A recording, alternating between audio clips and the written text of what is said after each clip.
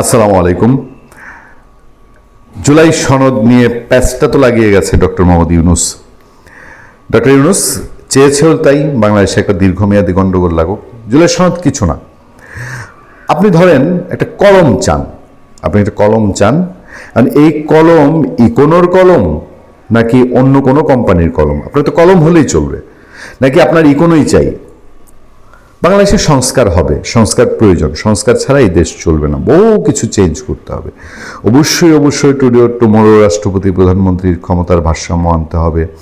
বাংলাদেশে বহু কিছুতে এই ধরনের নানান চেঞ্জ, এই যে বলা হচ্ছে ডেপুটি স্পিকার বিরোধী দল থেকে দিতে হবে, এখন এটা বিএনপি বলছে যে বিরোধী দল থেকে ডেপুটি স্পিকার দেওয়া হবে। এখন এটা জুলাই সনদ পাশ করাই তারপরে বিরোধী দলে দিতে হবে।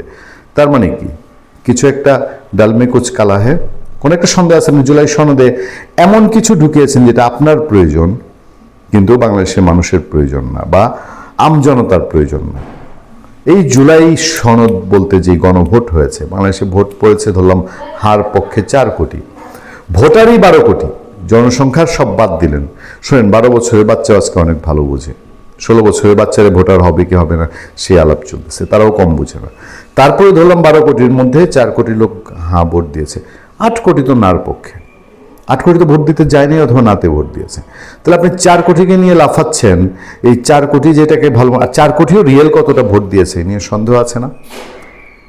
জুলাই সনদ নিয়ে বাংলাদেশে প্যাচ লেগেছে, এবং এই প্যাচটা এমন বলার সুযোগ নাই যে বর্তমান সরকার এটা আদালত দিয়ে প্যাচ লাগাচ্ছে, যেটা জামাত অভিযোগ করেছে। জামাত বলার চেষ্টা করছে যে আদালতের কাঁধে বন্দুক রেখে এবং সেই আওয়ামী লীগের মতো করে। আরে বাবু, তাও যদি হয়ে থাকে, আমি তো বলবো যে বিএনপি সরকার যদি আদালতের মাধ্যমে এটা প্যাচ লাগায় থাকে সেটাও ভালো করছে। কারণ তোমরা যে প্যাচটা ডক্টর ইউনূসের অবৈধ সরকার দিয়ে লাগিয়েছো, আদালতকে অমান্য করে, আদালত বাংলাদেশে এই আইন আদালত কোনো মূল্য ছিল? একেবারে উচ্চ আদালত সহ ইউনূস সরকারের আমলে আদালত, ট্রাইব্যুনাল সব তো জামাত যেভাবে চেয়েছে সেভাবে কন্ট্রোল করেছে। জামাতের লোকজন বিচারক হয়েছে, জামাতের লোকজন চিফ প্রসিকিউটর হয়েছে।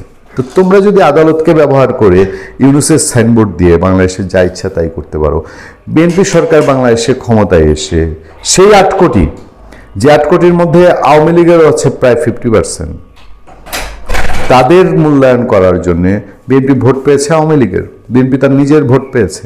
50-50 যদি বলি বিএনপি আর আওয়ামী লীগের ভোট, জামাতের তো আর কোনো ভোট বিএনপিতে যায়নি। ফলে সেই জনগোষ্ঠীর মূল্যায়ন করার জন্যে আপনারা আদালতকে প্যাচ দিয়েছেন। এবার বিএনপির সুযোগ থাকলে বিএনপি দিচ্ছে, যদি আমি তর্কের খাতিরে সেটাই মেনে নিই।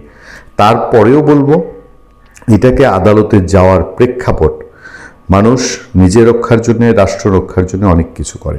এই আদালতে যাওয়ার প্রেক্ষাপটটা তো ইউনূস সরকার তৈরি করে রেখে গেছে, যে সে জোর করে বিএনপির মতের বাইরে জুলাই সনদে গেছে, বিএনপির মতের বাইরে গণভোটে গেছে।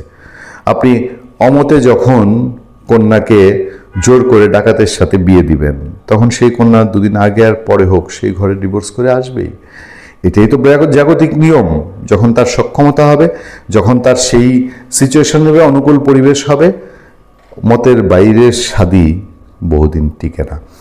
এই হচ্ছে যখন বাস্তবতা, তখন বাংলাদেশের উচ্চ আদালত যখন হচ্ছে জুলাই সনদ এবং গণভোট নিয়ে রিট করা হয়েছে, মাথা খারাপ হয়ে গেছে বৈষম্য বিরোধী ছাত্র আন্দোলন, এনসিপি এবং জামাতে ইসলামী। জামাতে ইসলামী তাৎক্ষণিক প্রেস কনফারেন্স করে বহু কিছু বলেছে আগের রাতেই, যার পরের দিন একটা সিদ্ধান্ত ঘোষণা হবে উচ্চ আদালতে। বৈষম্য বিরোধী ছাত্র আন্দোলন ছানাঝ্যাট এই ইস্যুতে ডাকসুতে তারা প্রেস কনফারেন্স করছে। মানে তাদের ভাষাটা এরকম যে এখন বলতে চায় যে আদালত যা সিদ্ধান্ত জানি না, আমাদের গণ অভ্যুত্থানের সিদ্ধান্ত এই হয়েছে, সেইটা মানতে হবে। আদালত মানি না, মবের রাজ্য যে।